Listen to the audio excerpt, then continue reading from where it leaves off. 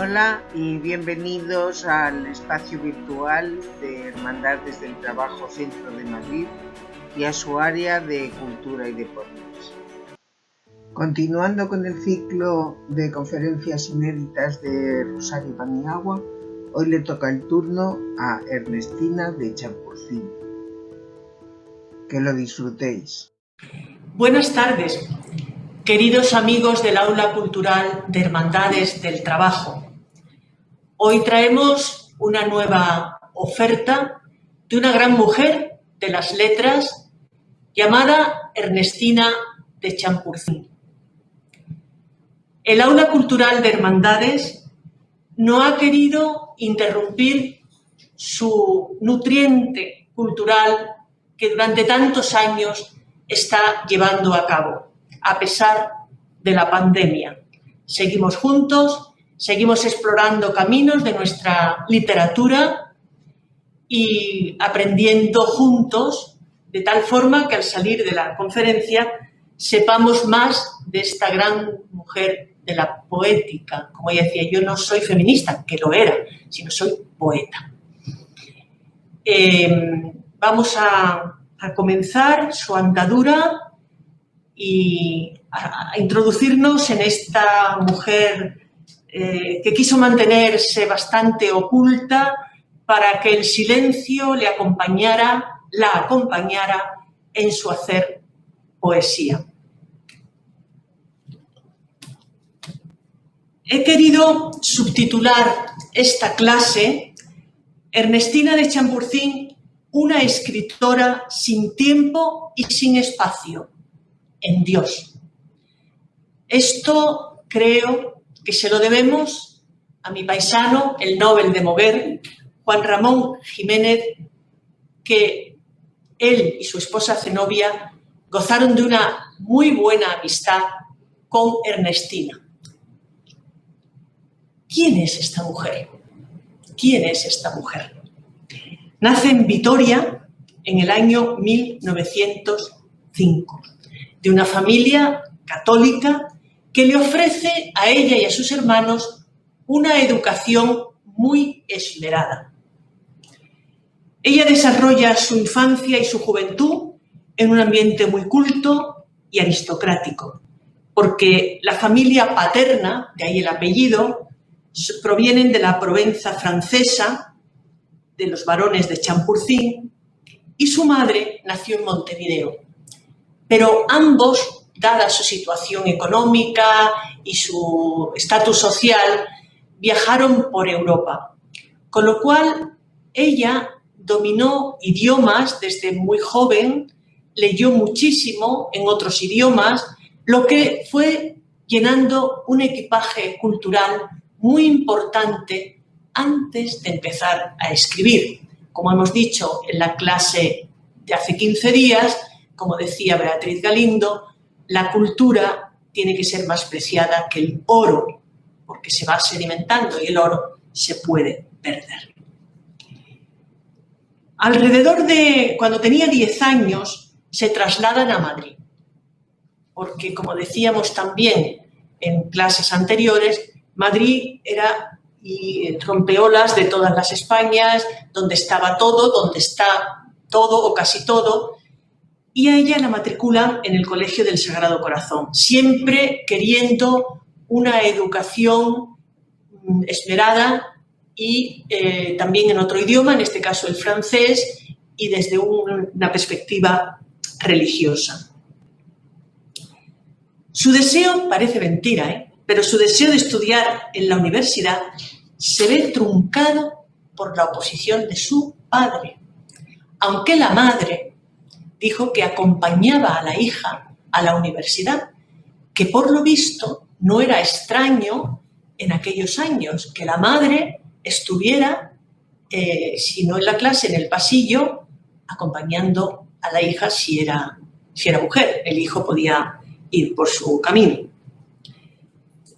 Pero ella, claro, ante la negativa, pues los conocimientos de francés y de inglés le permitían leer mucho y empezó, no pudo llegar a la universidad, pero empezó desde muy joven a escribir poesías en francés y se plantea seriamente su vocación literaria.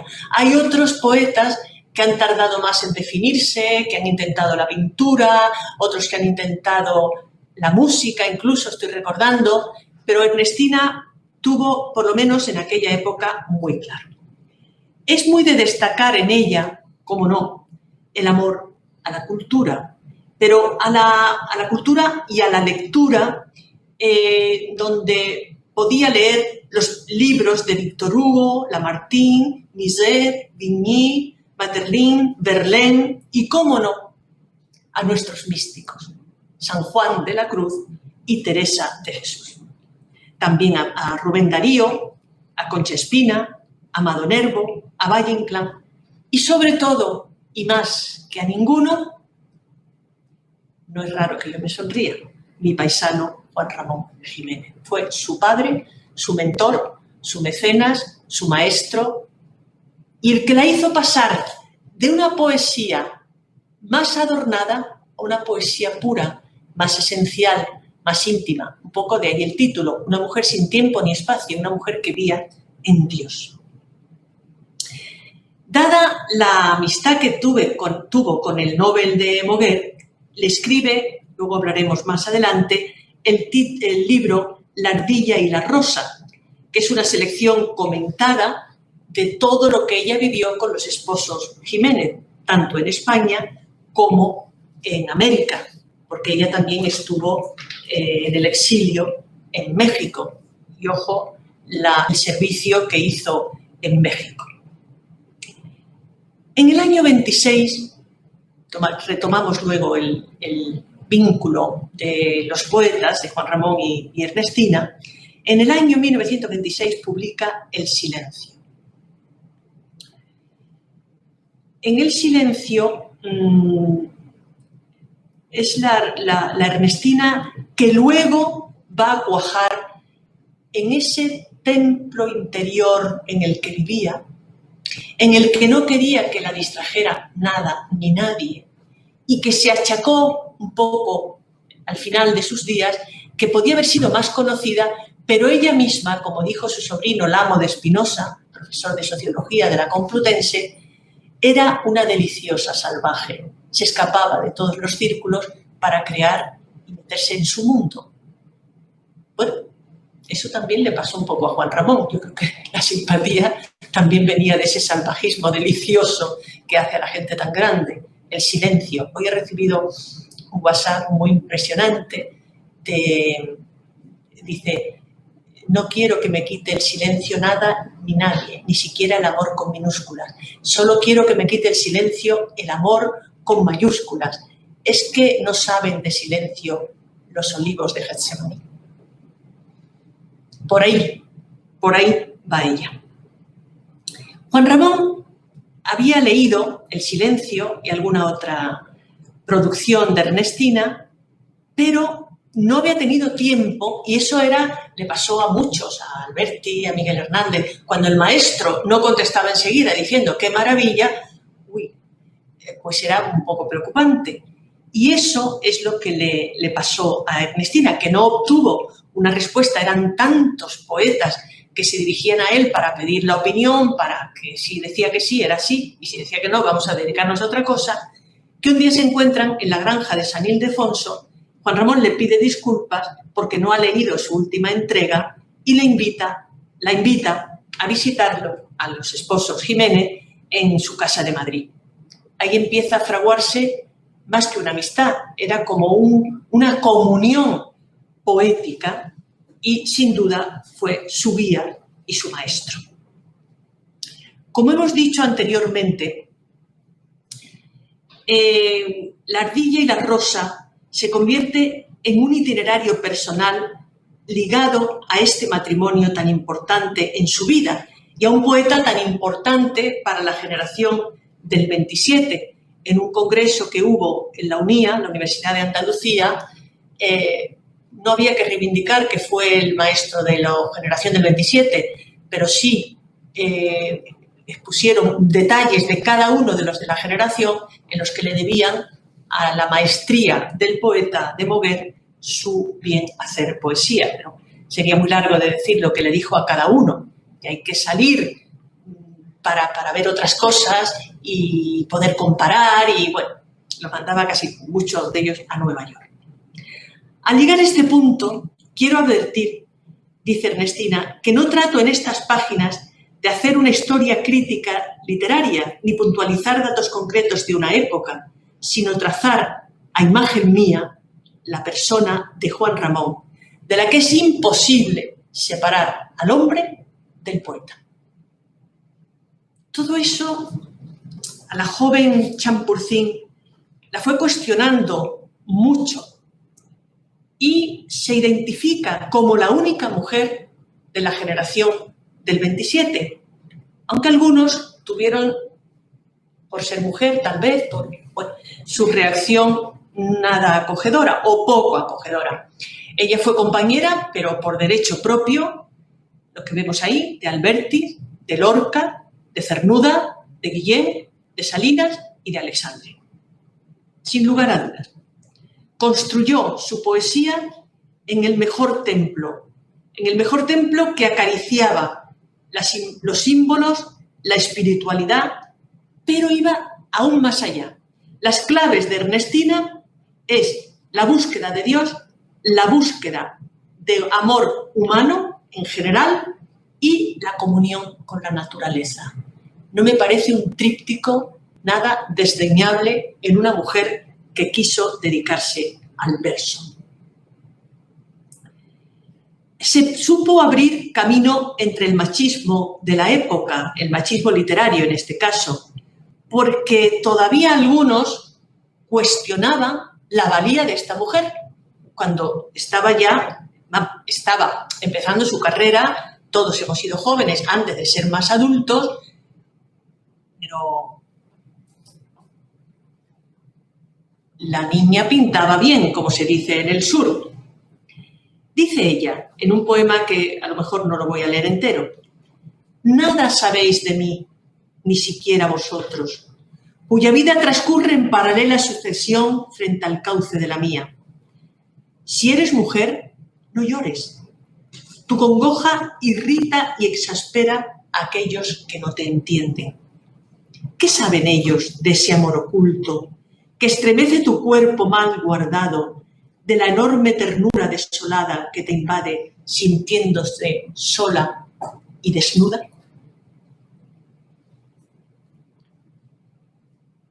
Ella misma reconocía, claro que no se me conoce. Mi marginalidad me la he ganado yo. Yo no he ido por ahí nunca hablando de mis libros, ni ofreciéndolos, ni presentándolos a concursos, a reuniones, en ateneos. No. Yo me casé en la guerra, me dediqué por entero a mi marido, a la enfermedad de mi marido, y durante 34 años estuve en México dedicada a otras cosas que eran muy perentorias. Por ejemplo, ella se dedicó a ser traductora de congresos porque el salario no llegaba. Y estuvo de profesora de mujeres indígenas y luego de mujeres de Distrito Federal, porque veía que la cultura era lo que más podía dar. Entonces ella no se dedicó a venderse, no, a firmar libros, no, era otra cosa. En ese templo, como decía Juan Ramón, en ese templo donde habitamos tú y yo, y nadie lo sabe. La poesía de Ernestina, por tanto, era encerrada, secreta, y ese templo se mantiene un poco inmutable todavía y alejada del mundo. Lo que pasa es que hemos querido, y mucha gente estamos queriendo, hablar de ella. Yo en un congreso último que estuvimos de literatura en la Complutense, un compañero habló de Ernestina. Digo, uy, pues esto también para nuestra aula cultural, aparte de lo Juan Ramoniana que somos las dos y de todo lo demás. Pero llega el año 1936 y el ambiente convulso llega a los intelectuales que siguen sus actividades, pero ya cesan publicaciones. Tuvo una serie de condiciones en su vida para no estar siempre en la palestra y que la mirara todo el mundo. La condición de mujer, la condición de esposa, la condición de que era muy hermética y la condición de exiliada. Tenemos ahí 4 puntos que, bueno, que muchas mujeres, ya por ellas o ya por sus esposos, tuvieron estas condiciones que hemos reseñado. Su amiga Zenobia, la esposa de Juan Ramón, le pide a Ernestina y a otras cuidar de niños abandonados durante el periodo tan convulso en España para que protegieran a niños de menores, protección de menores, valga la redundancia. Entonces llegaron a tener a 12 niños acogidos. Juan Ramón estuvo cuando se dice que estaba en un castillo de cristal, en un castillo de marfil, no, estaban en lo que había que estar y muy pendientes de la exclusión y muy pendiente de la infancia desprotegida. Pero esta Zenobia tenía un aire muy aristocrático para aquella función social, esos estereotipos de la época, que ahora no es eso. Y Juan Ramón tenía un aire de clérigo. Y la otra, Ernestina, tenía un aire también de culta, de mujer muy institucionista en ese sentido, de la institución, vamos, de donde estaba la cuna de la sabiduría, y aquello un poco lo dejaron en otras manos. La gran preocupación cuando Zenobia y Juan Ramón van a Puerto Rico, ¿qué será de los niños de protección de menores? Pero Ernestina, como tiene ese amor al otro, se fue al Hospital de la Sangre a prestar sus servicios ahí. Porque Ernestina, como hemos visto también en la anterior clase mía, digamos que he tenido el honor de impartir, como Beatriz Galindo, el otro le arde tan dentro como el otro. Entonces tienen que hacer estas... Ellas no decían obras de caridad, obras de justicia, con el que no tiene que tenga, porque se lo merece. Después de muchas vicisitudes, se van a México. Bueno, se van. Tienen que irse a México. En México, su esposo sufre muchísimo el exilio. Es domenchina, también poeta. Pero ella no. Ella le pasó como a María Zambrano, que la hemos trabajado en el aula el año pasado, que decía, el mundo se me está agrandando. Sí, mi tierra, mis raíces, mi familia, pero el estar en otro sitio, el haber pasado por más países, porque no fueron a México directo, como Juan Ramón y Zenobia. Entonces, todo eso, él lo vivía como una nostalgia, pero ella lo vivía como una apertura. Es más, cuando Ernestina llega a España, tiene que empezar a escribir su historia como española, porque tenía todos los hábitos de otros lugares, porque ella, además, por sus padres, que eran también extranjeros, había tenido una existencia como de mucho viaje y muchas geografías, ¿no? Pero, como era mujer ilustrada, con un componente social fuerte, María de Maeztu y Concha Méndez la llaman cuando fundan, esto es muy interesante, el Liceum Club Femenino, que estuvo situado en nuestra Plaza del Rey, en Madrid, y le proponen participar con ellos. Luego veremos un poco el tema del Liceum, pero participar con ellos en temas sociales, pero sobre todo María de Maeztu le encarga todo lo relativo a la literatura. Y ella, claro, miel sobre hojuelas, mujeres cultas, mujeres instruidas, que tenían mucho que decir a esta sociedad. Es que parece mentira, pero las 3 mujeres, he trabajado en el aula 2 hombres y voy a trabajar a 3 mujeres con un componente feminista, instruido, riguroso y desde las raíces de la sociedad dando cultura y dando saber a los demás. Entonces ella se ocupa de la literatura. Voy a leer solo unos cuantos versos de un libro que se llama El silencio, que ya lo he mencionado, y dice así. Era un bello silencio, un silencio divino, vibrante de pesares, tremante de emoción, un silencio muy grave de sentir peregrino, un silencio muy quedo con dejos de oración. Cállate, No respires, no turbes el silencio con el ritmo armonioso de un poema de amor. Cállate, que es muy tímido y frágil mi silencio. No rompas ni un instante su filtro seductor. Son solo unos versos, el poema es más largo, pero verdaderamente digno de, yo diría, leerlo, gustarlo, meditarlo e interiorizarlo. Que no está solo en hablar, que el silencio habla, pero nosotros tenemos que estar callados. Tiene otro poema muy bonito, A la lluvia, etc. Ella mantuvo mucha correspondencia y mucha relación con mujeres cultas de la época, entre ellos con Carmen Conde, que hemos tenido la suerte de conocer en familia, era conocida de mis padres, ¿no? La murciana Carmen Conde. Y en el año 1930 realiza cada vez más actividades en el liceo y conoce a Domenchina, José Domenchina, que fue el secretario de Azaña. Todo eso le valió para la invitación a abandonar nuestro país.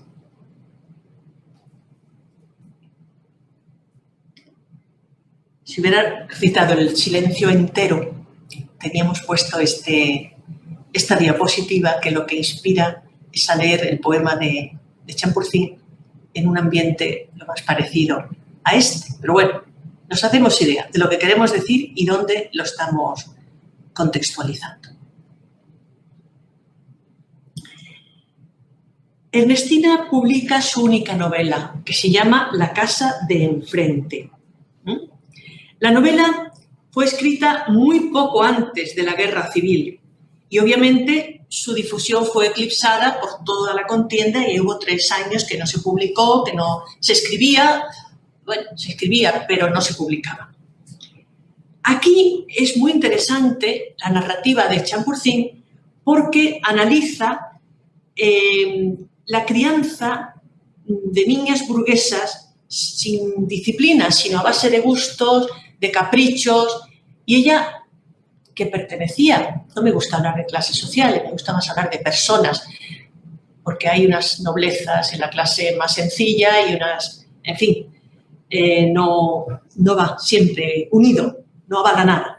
Pero ella en esta novela habla de la educación de estas niñas y donde era muy difícil despuntar como mujeres. Estaban llenas de caprichos, pero sin una inquietud según ella, ninguna inquietud de tipo intelectual.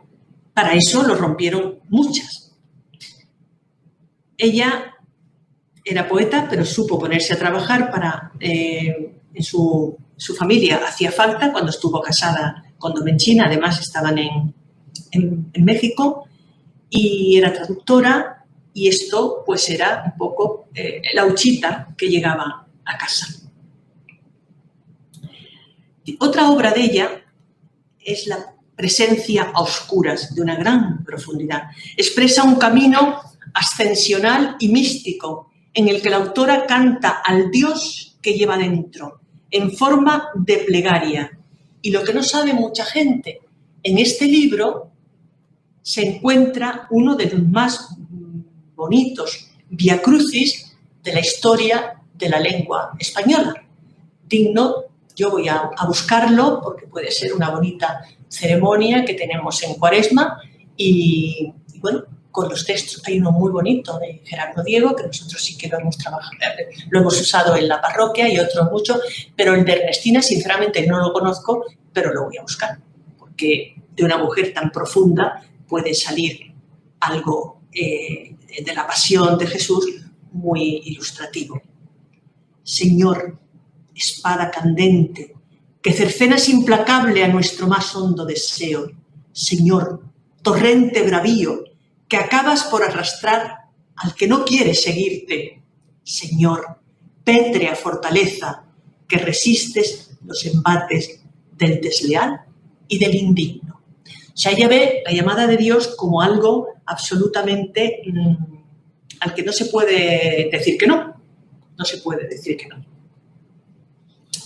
Hay un aspecto enormemente interesante, novedoso y genuino de esta escritora, que es que se atrevió con los haikus.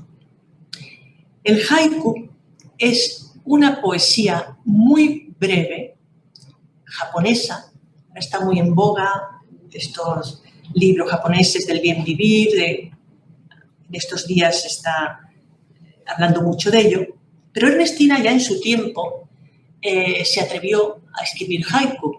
El haiku no es una poesía, es el asombro que en muy pocas líneas el poeta siente por la naturaleza y en una época del año. Normalmente están presentes la naturaleza, la estacionalidad que llaman ellos, y a veces va con un dibujo, un pájaro, una planta. Los de la generación del 27 descubrieron el haiku, no tenían más remedio, porque voy a leer 2 haikus de ella, y uno que no es de ella, pero me reservo de quién es. Entonces, en el haiku es una emoción donde el poeta no está. Es el asombro de la naturaleza en una hora o un día, el pasmo, lo que se dice quedarse sorprendido.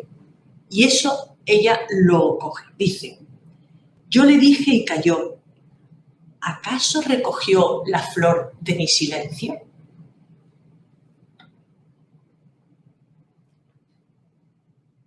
Un instante de amor lo detiene todo y las cosas creadas se rinden dulcemente. Y otro anónimo. En verano, un pájaro cimbrea en el árbol a la hora de la oración. Bien, bien por él, claro. Sé que el tiempo corre, pero nuestra ilusión por explicar un poquito a una gran mujer de las letras es más que el tiempo de que uno dispone, lógicamente. La poesía de Ernestina es profunda, ligera, suave y contundente. Eso lo han dicho sus estudiosos. Se rememora, en parte, a los místicos Teresa de Jesús y Juan de la Cruz. En presencia oscura, utiliza sonetos, décimas, romances, muy del gusto renacentista. Y en el gusto renacentista estaban nuestros 2 grandes místicos de todos los tiempos. Los expertos en Ernestina se está estudiando mucho y de hecho ahora mismo en la Universidad de Navarra hay una cátedra que se llama Ernestina dentro de los estudios de género actuales. Dividen su obra en 3 etapas. Una primera etapa de la poesía del amor humano. Ella, el amor humano, lo descubre, lo vive, lo canta, lo cuenta, lo experimenta y se lo explica a los demás, si eso se puede explicar. Aquí ya empieza a abandonar la poesía pura, que es la que le ofrece Juan Ramón, para que no sea una poesía alambicada, barroca, dulce, con mucha imagen, mucho color. Va más hacia adentro, en ese pozo que estábamos hablando. La segunda etapa, o sea, estamos hablando del amor humano. La segunda etapa de Ernestina es el amor divino. Pero un amor divino comprometido con los otros. Es el concepto de mística, a veces lo hemos entendido o nos lo han explicado mal. La mística, la persona mística está en contacto con el misterio de Dios y de ahí le nace una actividad hacia los demás superior al que no está en contacto íntimo con el misterio de Dios. Entonces, esta mujer que se la considera una mística, Juan Ramón, diferente, creyente, no practicante, un místico, y todo lo que hizo por los demás, que no es la conferencia hoy de Juan Ramón, como hemos tenido varias en esta casa y en Semanas Culturales, pero dice ella, la poesía del amor divino, dice, una etapa que se centra en el amor humano y en el amor divino, y que hay que hacer partícipe a la gente de lo que uno tiene dentro.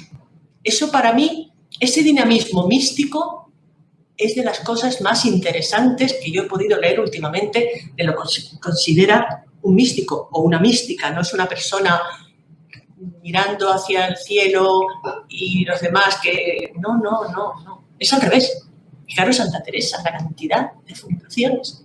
Juan de la Cruz, que era acompañador, entonces se decía, él era de almas, fundaciones para acá, para allá. O sea, no, eso está. Y la tercera etapa, que es la poesía del amor sentido, el espiritual y el humano, pero sentido. Es el momento de reencontrarse con Dios, con uno, con el otro, que fueron, hemos dicho anteriormente, sus tres claves. Dios, el otro y ella misma, pero todos en comunión. Hay un asunto que hoy comentábamos incluso antes de la conferencia, que por qué no se conoce tanto a Ernestina. Lamo de Spinoza, que es un catedrático de Sociología de la Universidad Complutense y sobrino de Ernestina, dice, Ernestina tuvo la culpa de que no se la conozca mucho. También es hermoso que haya gente que haya que bucear para encontrar, porque hay otros tantos que se exponen tanto, que da como un poco de, perdonadme el vulgarismo, como un poco de empacho. Muchas veces digo, bueno, pero estas personas tanto exhibirse y qué es lo que tienen que contar. Sin embargo, estos pozos de sabiduría y de sensibilidad. Dice, el silencio sobre mi tía se lo ganó, en parte porque fue una mística. Y la mística, lo que acabo de decir, no se entendía. Y además, ese silencio tergiversó un poco su figura, porque fue una mujer entregada a la labor social, comprometida con la causa republicana y comprometida con la lucha por los derechos de las mujeres. Mística, republicana, feminista y oculta, tímida, como hacía Galdós, que le daba hasta apuro hablar en público. Yo estos sujetos realmente me encanta trabajarlos y hablar de ellos porque ellos no han querido mucha, ¿cómo se dice? Mucha galería, mucha propaganda. Además, dice el amo de Spinoza, mi tía era la típica mujer de terceras vías, como le pasó a Ortega y le ha pasado a muchos, que no era ni de derecha ni de izquierdas. Ella era republicana y además se ha contrapuesto muchas veces las ideas políticas con las ideas de creencia, ¿no? Ella era profundamente creyente y era republicana y se asomaba a obras sociales de la izquierda. O sea, esto, según su sobrino, dice, y se le ha puesto en bandeja porque ha sido rechazada por los ateos, ha sido rechazada por los creyentes, ha sido rechazada por los misóginos, que son los que no quieren a las mujeres, y ha sido rechazada por muchos sectores sociales cuando ella estaba ahí construyendo un mundo literario apasionante y tal. No puedo detenerme mucho más, pero sí que me interesa destacar todo lo que hizo por las mujeres, entendiendo a la mujer como un ser capaz de reaccionar en el mundo cultural, social y el mundo del cada día. Por eso decía antes que hay cátedras y hay estudios de género, que ahora se dice mucho, el estudio de género, con ella como baluarte de pensamiento. Le hacían entrevistas y dice, ¿usted es feminista? Bueno, vamos a ver, decía, yo soy poeta. Si me quieren decir feminista, pero yo no me considero tal. Y desde luego, nunca una feminista beligerante. Una feminista convencida y trabajando por la causa. Defender, decía, los intereses morales, veréis ahora de dónde viene esta frase, defender los intereses morales de la mujer, admitiendo y encauzando todas las iniciativas y actividades de índole exclusivamente económico, benéfico, artístico y científico. Eso es un beneficio social y eso se lo hace ella bandera porque es el ideario del Liceum Club Femenino que funda María de Maeztu y la buscan a ella.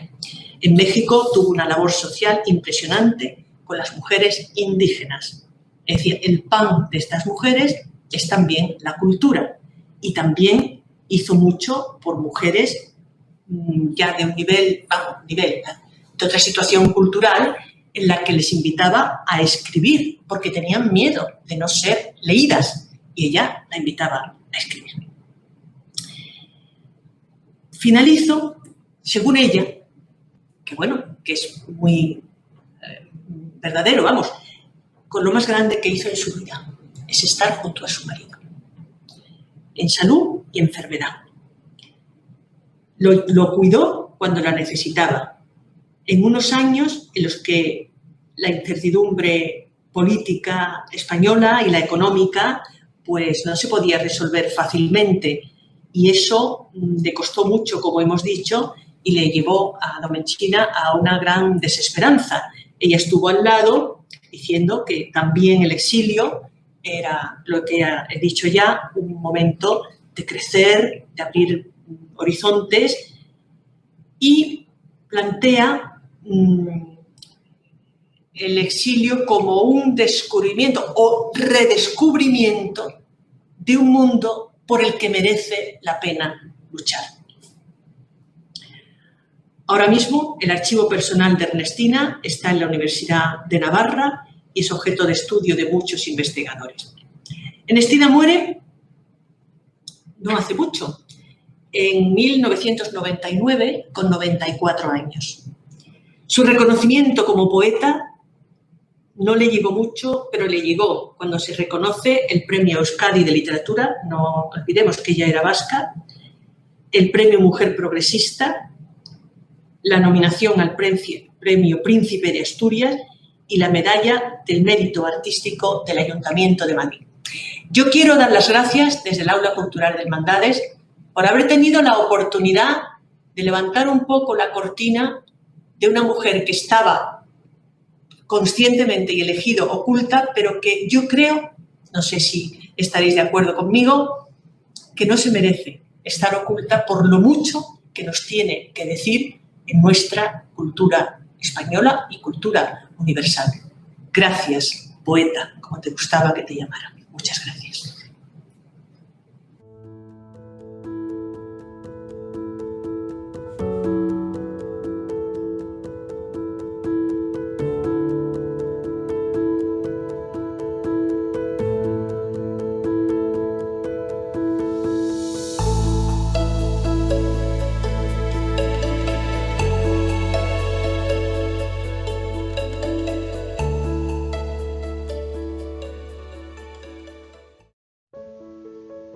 Hermandades del Trabajo vio la luz un 16 de julio de 1947 gracias al esfuerzo y tenacidad de un sacerdote llamado Abundio García Román, que luchó toda su vida por la defensa de los trabajadores y sus familias.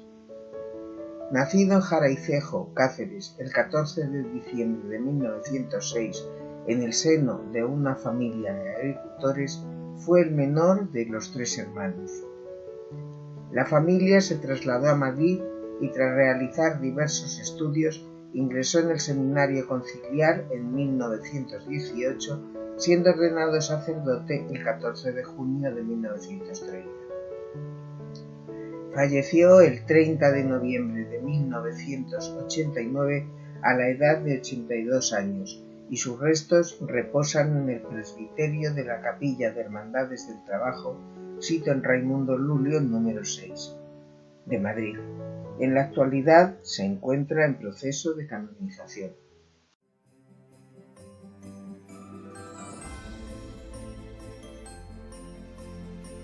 Y llegamos al final de nuestro reportaje, que deseamos haya sido de vuestro agrado.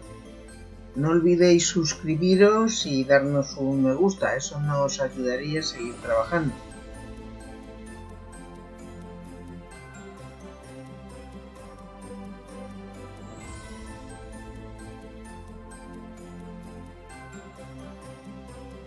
Gracias por vuestra atención y hasta pronto.